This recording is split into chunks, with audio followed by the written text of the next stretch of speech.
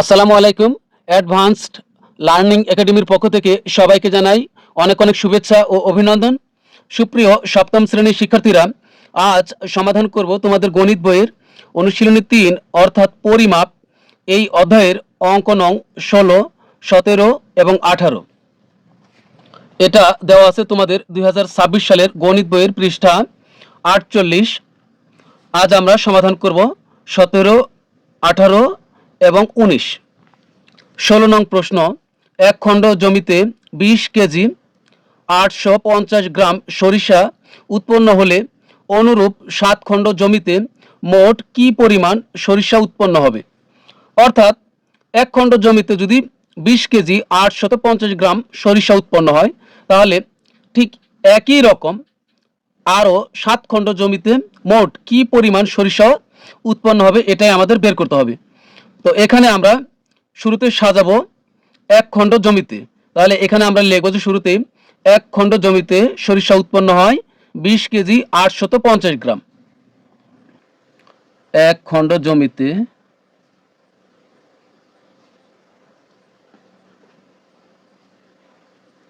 সরিষা উৎপন্ন হয়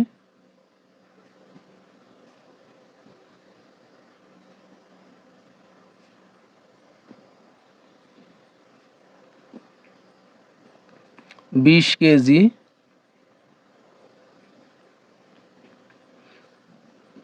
৮৫০ গ্রাম।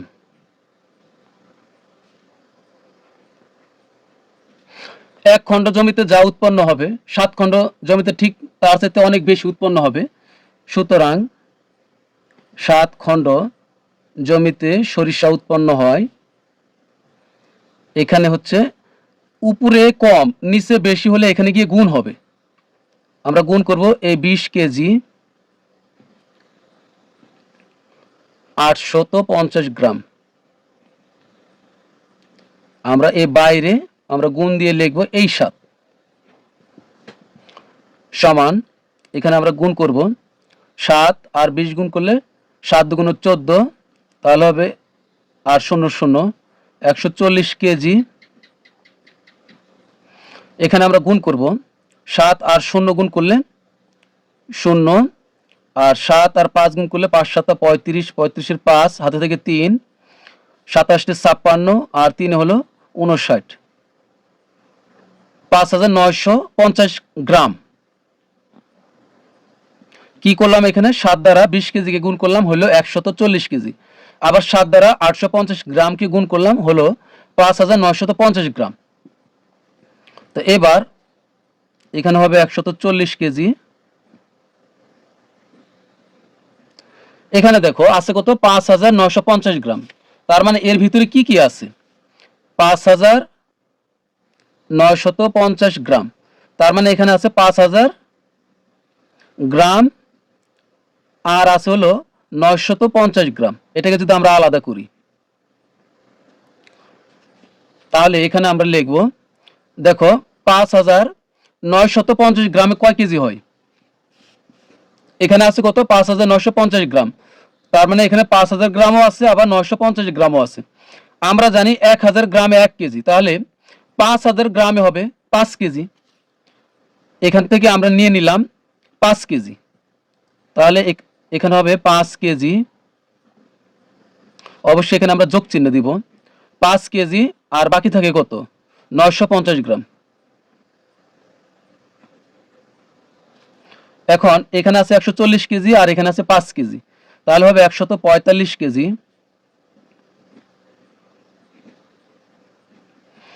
আর বাকি থাকতেছে হলো ৯৫০ গ্রাম।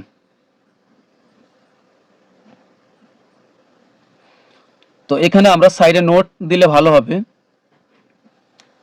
যেহেতু উপরে ২ ফোঁটা নিচে ১ ফোঁটা হলে যেহেতু ১০০০ গ্রাম সমান হলো ১ কেজি।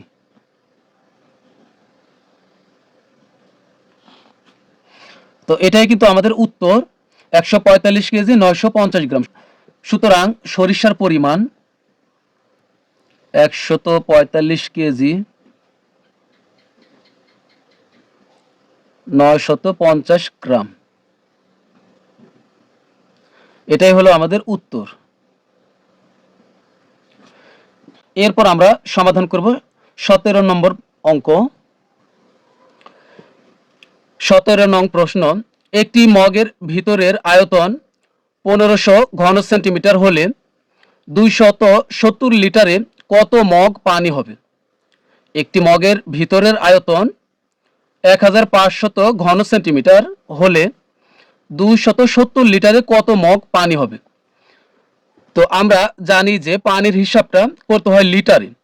যেহেতু মগের ভিতরের আয়তন 1500 ঘন সেন্টিমিটার আছে, এই ঘন সেন্টিমিটারকে আমরা লিটারে পরিবর্তন করব। তো প্রথমে আমরা লিখব যে দেওয়া আছে মগের ভিতরের আয়তন 1500 ঘন সেন্টিমিটার দেওয়া আছে।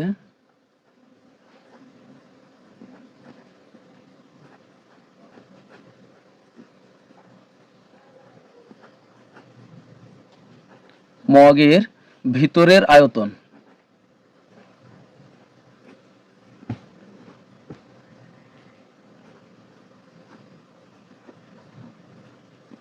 তন সমান 1500 ঘন সেন্টিমিটার।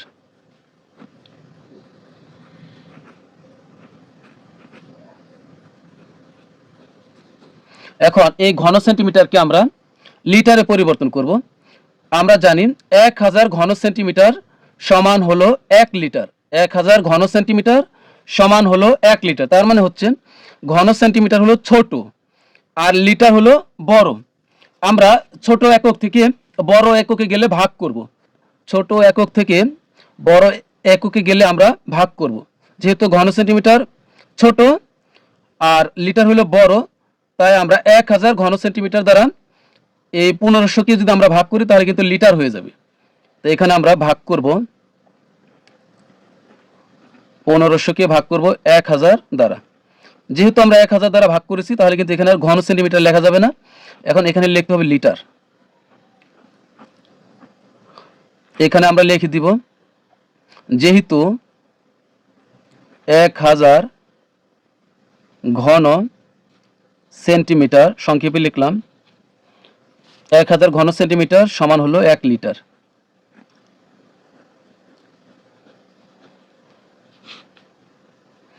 এখন এখানে আমরা ভাগ করব, ভাগ করলে আমাদের কত হবে? এখানে এই 0 0 0 0। এখন এই 10 দ্বারা 15কে ভাগ করব আমরা, বাকি রইল কত? 10 আর 15। তো আমরা এই 10 দ্বারা যদি আমরা 15কে ভাগ করি, 10 দ্বারা 15-এর ভিতরে যাবে একবার, 10 কে 10, এখানে থাকবে হলো 5, বিয়োগ করলে এখন আর ভাগ যাচ্ছে না। তাহলে এখানে আমরা একটা দশমিক নিয়ে একটা শূন্য নিলাম, ওই শূন্যটাই আমরা আবার এখানে নামাবো। তাহলে 50 হলো, 10 দ্বারা 50-এর ভিতরে যাবে 5 বার, 5 10 50। এখন এখানে আমরা দেখবো যে দশমিক কয় ঘর আগে আছে? বাম দিকে। কত ঘর বাম দিকে আছে? 1 অঙ্ক বাম দিকে আছে। তাহলে আমরা এই উত্তরের এখানে আমরা এখানে 1 ঘর বাম দিকে দশমিক দিব, তার মানে হবে 1.5 লিটার। 1.5 লিটার। আমরা প্রকৃতপক্ষে বের করব হলো যে কত মগ পানি হবে। আমরা মগের সংখ্যা বের করব। তো লিখব, সুতরাং মগের সংখ্যা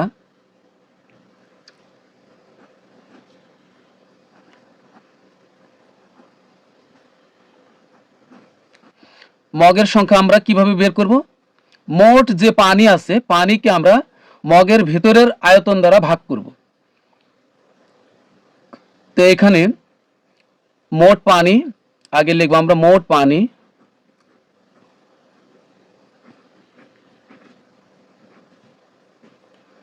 আর এখানে হচ্ছে মগের ভিতরের আয়তন।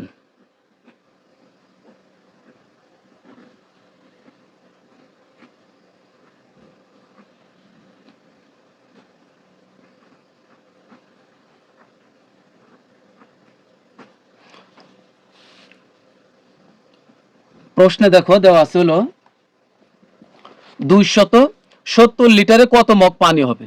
তাহলে মোট পানির পরিমাণ হলো 270 ভাগ হবে মগের ভিতরের আয়তন ছিল কত? এই 1500 ঘন সেন্টিমিটার। এটাকে আমরা মগের আয়তনকে আমরা লিটারে পরিবর্তন করেছিলাম, 1.5 লিটার। তাহলে এখানে আমরা ভাগ করব 1.5 লিটার দ্বারা। এখানে কিন্তু আমরা লিখব হচ্ছে মগ, এখানে হবে মগ, এটি হবে মগের সংখ্যা। তো এখানে আমরা দশমিক উঠায় আমরা 270, এই দশমিক ওঠানোর নিয়ম কি দেখি আমরা। এই দশমিকটা আমরা উঠাই দিব। দশমিক ওঠানোর নিয়ম হলো এখান থেকে আমরা দশমিক উঠাই দিলাম, এর বিনিময়ে আমরা গুণ দিয়ে উপরে এই দশমিকের পরিবর্তে একটা 1 নিব, দশমিকের পরে একটি অঙ্কের জন্য একটি শূন্য নিব, এখানে হবে মগ। এখন এখানে কিন্তু হয়ে গেল 15, এটা কিন্তু 1.5 আর নেই, এটা হলো 15, আমি কিন্তু দশমিক উঠাই দিছি। তো এখন 10 আর 15 এর ভিতরে কাটতে পারি আমরা 5 দ্বারা কাটতে পারি। 5 দ্বারা কাটলে 5 দুগুণ 10, আর 5 দ্বারা 15 কে কাটলে হবে 3 5 15। এখন এই 3 দ্বারা 27 কে কাটবো, 3 নং হবে 27, আর এই শূন্যটা কিন্তু অবশিষ্ট রইল, এই শূন্যটা আমরা এখানে বসাই দিব। এখন এই 90 আর 2 গুণ করব, 90 দুগুণ 180, আর এই মগ, তাহলে মগের সংখ্যা হবে 180। এটা হলো আমাদের উত্তর। তবে এখানে একটি ব্যাপার আছে, তোমার যদি ক্যালকুলেটর ব্যবহারের অনুমতি থাকে তাহলে এই 270কে তুমি 1.5 দ্বারা সরাসরি ভাগ করবে, তাহলে কিন্তু তোমার এই উত্তর চলে আসবে 180 মগ। তো এখন আমরা সর্বশেষ 18 নং প্রশ্নটি সমাধান করব।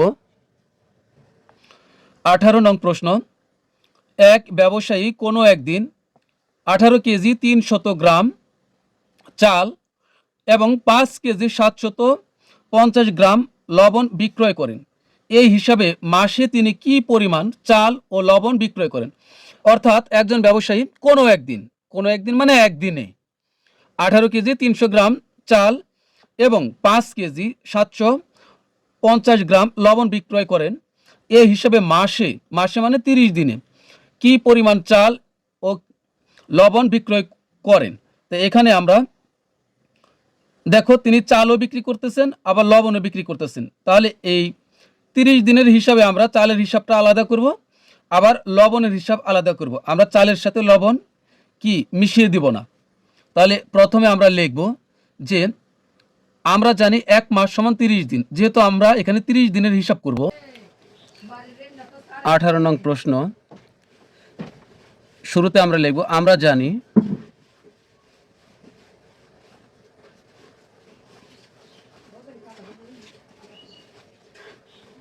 1 মাস সমান 30 দিন।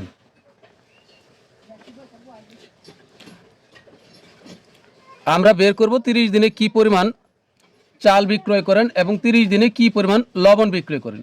এজন্য প্রথমে আমরা লিখব যে একদিনে চাল বিক্রয় করেন কত কেজি? এই 18 কেজি 300 গ্রাম। একদিনে চাল বিক্রয় করেন 18 কেজি 300 গ্রাম। তো এই অঙ্কটি করার সময় আমরা একদম হাতের বাম দিক থেকে লেখা শুরু করব, যেন হাতের ডান দিকে গিয়ে জায়গার অভাব না হয়। একদিনে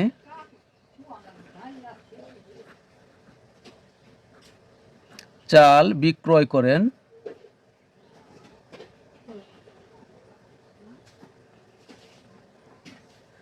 18 কেজি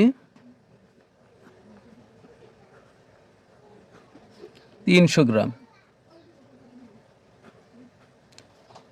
সুতরাং 30 দিনে চাল বিক্রয় করেন, একদিনে যা বিক্রয় করবে 30 দিনে কিন্তু তার চাইতে অনেক বেশি বিক্রয় করবে। আর বেশি হলে কি করতে হয়? গুণ করতে হয়। তাহলে এখানে আমরা এই 18 কেজি 300 গ্রাম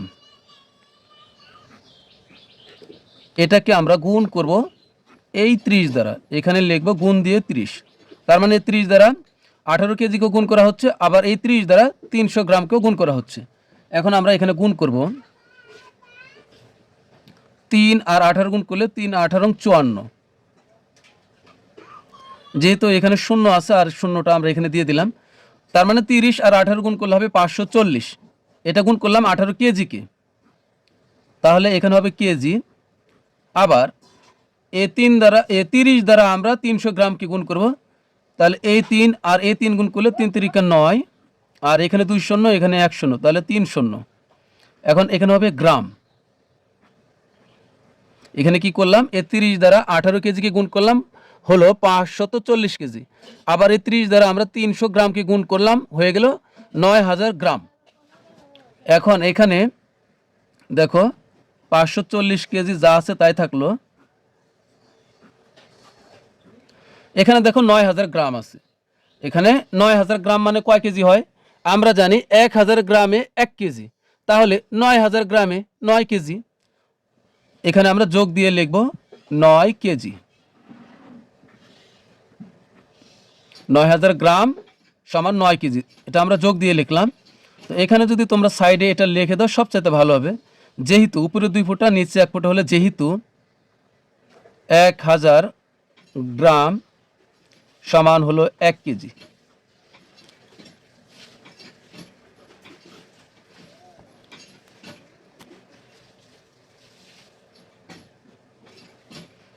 এখন আমরা এখানে যোগ করে দিই, হবে 540 কেজি,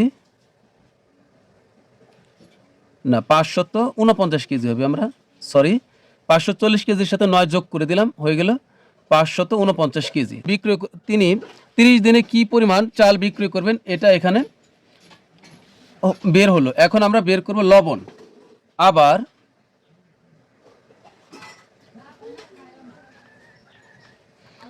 আবার একদিনে লবণ বিক্রয় করেন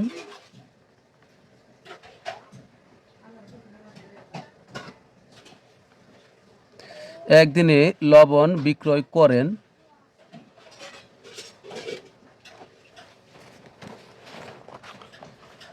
5 কেজি 750 গ্রাম।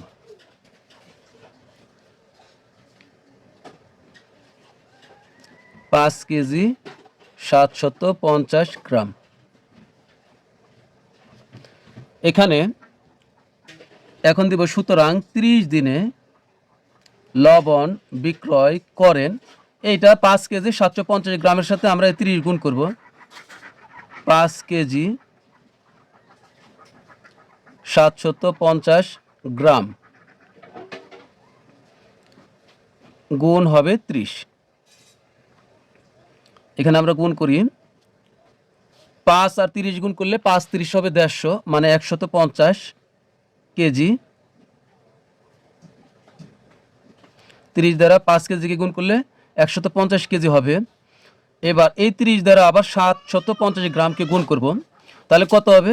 এই 3 দ্বারা আমরা এই 3 দ্বারা 75কে গুণ করি, 3 আর 5 গুণ করলে 3 5 15, 5 হাতে থেকে 1, 3 আর 7 গুণ করলে 3 7 21, আর হাতের 1 হলো 22, এখানে হবে 22, আর এখানে 1 শূন্য, এখানে 1 শূন্য, এখানে হবে 22,500 কেজি।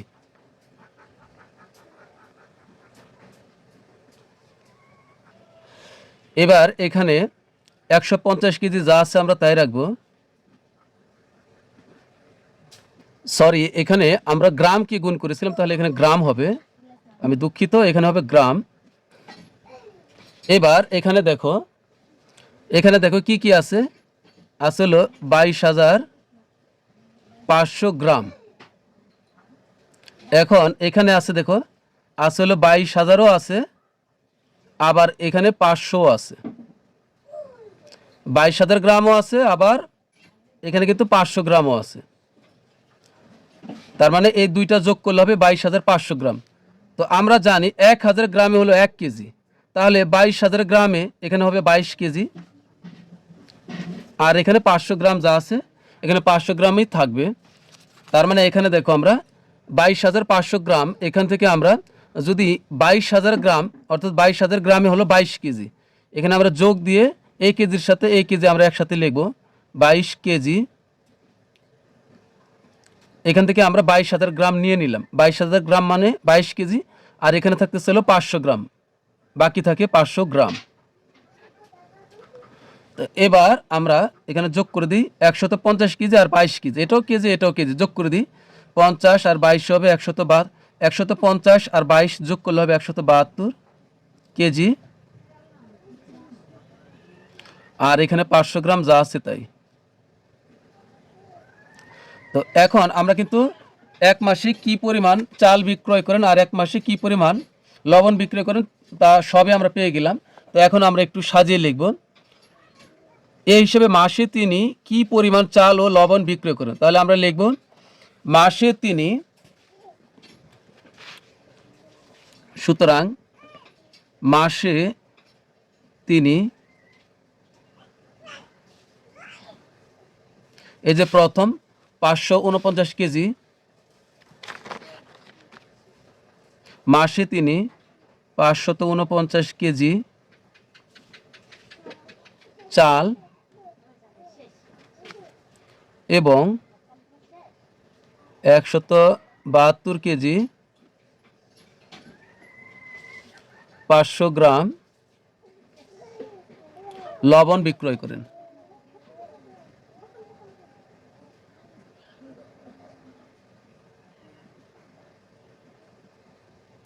তো এটা হলো আমাদের উত্তর। এখানে আমরা উত্তর লিখে দিব। তো প্রিয় শিক্ষার্থীরা, আজকের মতো আমাদের ক্লাস এখানে শেষ। তো পরবর্তী ক্লাসে আমরা সমাধান করব 19, 20 এবং 21। 22 নং সৃজনশীল প্রশ্নটি 22 নং সৃজনশীল প্রশ্নটি আরও আগেই সমাধান করে দিয়েছি, তোমরা প্লে লিস্ট থেকে দেখে নিবে। তাহলে পরবর্তী ক্লাস হবে আমাদের এই অধ্যায়ের উপর সর্বশেষ ক্লাস। সবাই ভালো থাকবে, সুস্থ থাকবে। আল্লাহ হাফিজ।